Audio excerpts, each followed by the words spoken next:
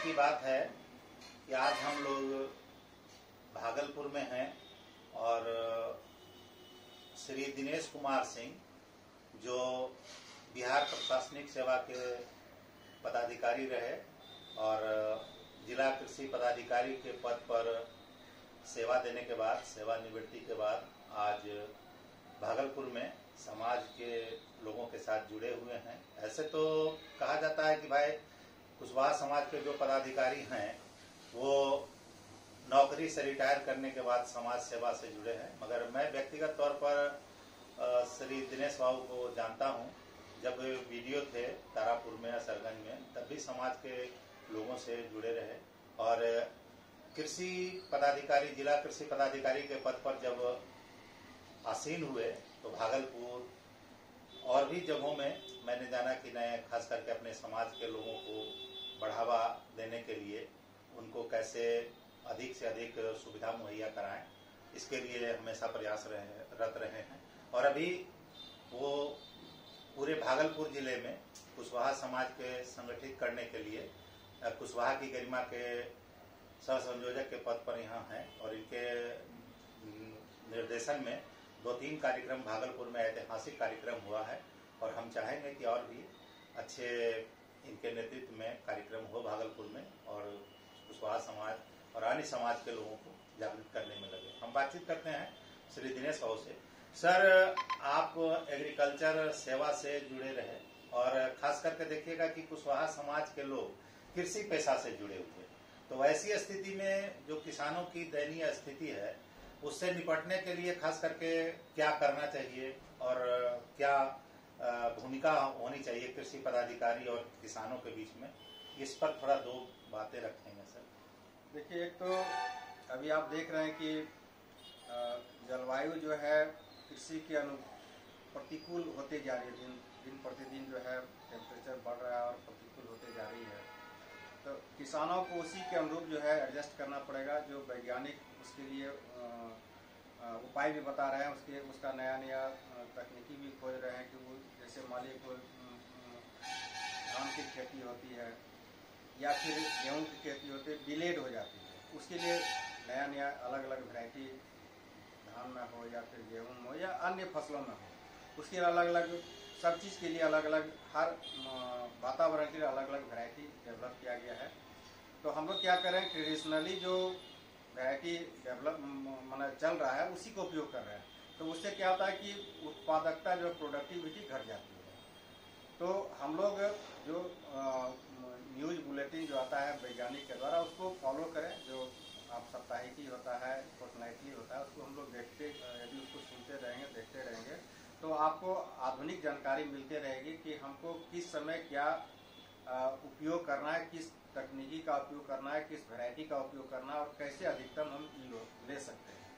तो किसान इससे बेनिफिट होंगे। आप देखते होंगे कि समय पर जिसमें प्रोडक्शन होने की स्थिति रहती है तो उसमें कीट व्याधि भी बहुत लगते हैं, तो उसके लिए भी सरकार कीट व्याधि के लिए भी जो है उसके लिए अलग विभाग है, प्लांट प्रोटेक्शन विभाग है, उसमें काफ़ी अनुदान भी मिलता है। यदि कहीं इस तरह की शिकायत होती है तो लोग अपना विभाग से संपर्क करके और उन्हें दवाई भी रिकमेंड करते हैं और उस पर अनुदान भी मिलता है। उसी तरह से बीज वगैरह पर भी अनुदान मिलता है, जो नई वैरायटी है उस पर भी अनुदान मिलता है। उसके लिए भी लोग कंसस रहें, विभाग से जुड़े हुए हैं, किसी विभाग से जुड़े हुए रहें तो उनको काफ़ी सहूलियत मिलेगा। एक तो इकोनॉमिक रूप से भी वो माना उनको इकोनॉमिकल भी रहेगा, आधे पैसे में या 90% सब्सिडी पर बीज मिल जाएगा और प्रोडक्टिविटी भी अच्छी होगी और किसानों का हालत भी सुधरेगा और खुशहाल रहेंगे। सर, तो और कुछ संदेश देना चाहेंगे समाज के लोगों को इसमें? हम तो इतना ही कहेंगे कि सभी वर्ग के लोग, चाहे वो कुशवाहा हों या अन्य जाति के लोग हों, सभी लोग इसमें इन्वॉल्व हैं और सभी को मेरा यही मैसेज है कि जो वैज्ञानिक द्वारा जो सलाह दी जाती है, कृषि विज्ञान केंद्र है, कृषि विभाग है, कभी कभी महीना में 15 दिन में कभी आप यदि उस एरिया में आते हैं तो वहाँ जाकर के संपर्क में आप रहें। जो बुलेटिन जारी किए जाते हैं विभाग द्वारा या कृषि विज्ञान केंद्र द्वारा उसको आप फॉलो करें। तो बहुत बहुत सहूलियत होगी, बहुत आपको सुविधा मिलेगी और उत्पादन बढ़ाने में बहुत ये सारा टेक्निक काम आएगा।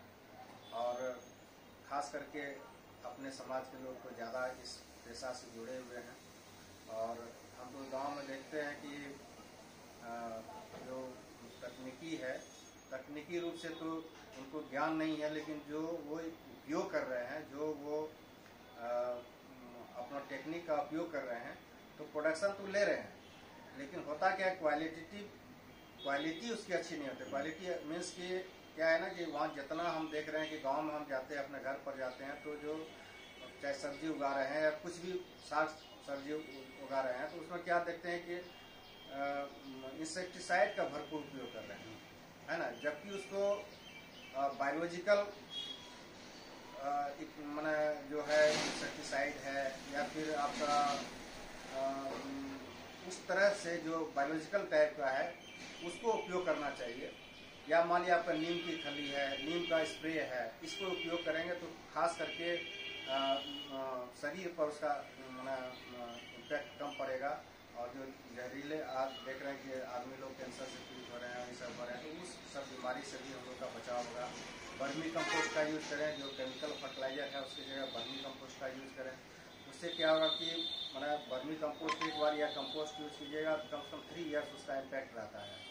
आप यदि केमिकल फर्टिलाइजर यूज़ कर रहे हैं तो वो थोड़ा टाइम भी उसका यूज होता है, और वो सॉइल की प्रोडक्टिविटी, एसिडिटी बढ़ाता है सॉइल में, तो वो उसकी क्वालिटी को भी खराब करता है। सॉइल की क्वालिटी तो उसमें जो मान लीजिए कि गुड बैक्टीरिया है या गुड जो भी